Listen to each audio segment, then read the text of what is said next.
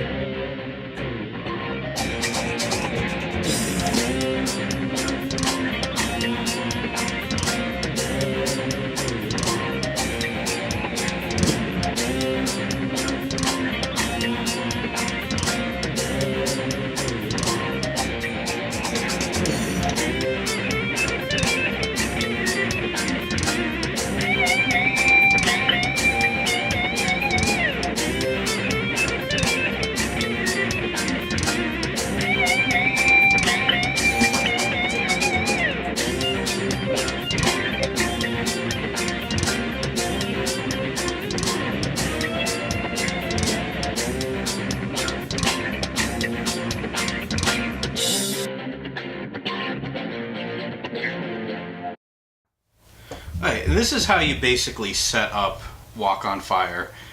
You put so many cards in the middle, and this is representation of your walk.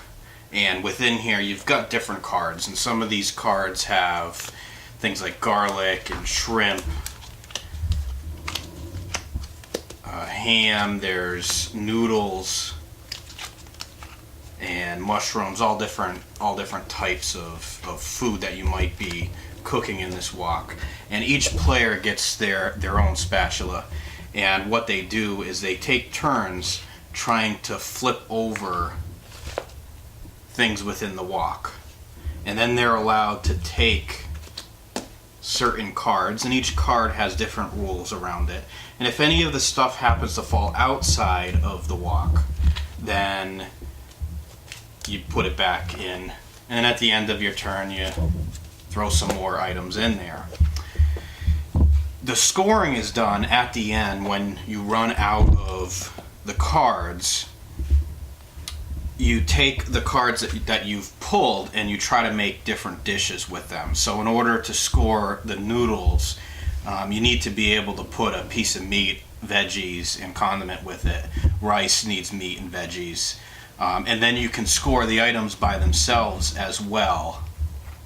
And again, they have all different types of points depending on which type you're collecting, and the person with the most points wins.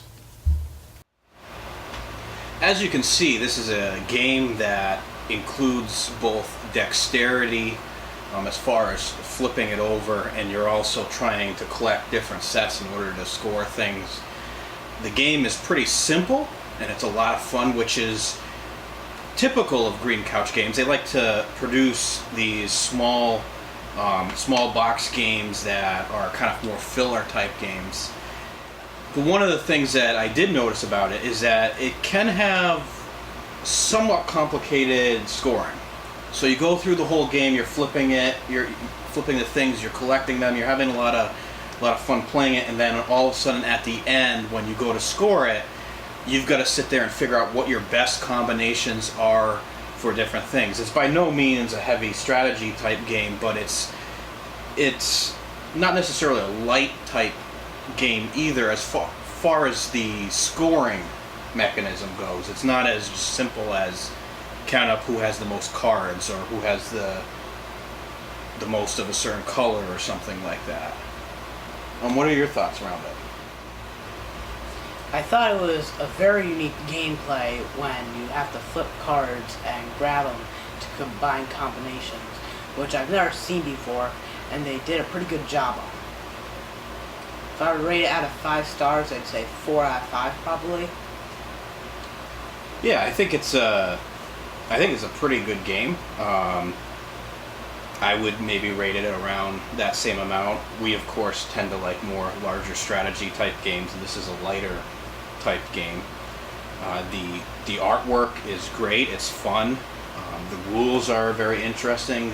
The dynamics, like you said, of what you're doing is unique and it's interesting. And I think it's the type of thing that it's the type of game that if you're playing with different folks where they're kind of around. They're going to be drawn to the table when you're playing this game because it is kind of unique where you're flipping the stuff over, and people who are looking on are going to want to find out what's going on at the table. So if this seems like something you'd be interested in and we definitely recommend it, head over to Green Couch Games website and take a look at it and order it for yourself. And please remember to like. Put any comments you may have. And to subscribe. And we'll see you next time. Thank you.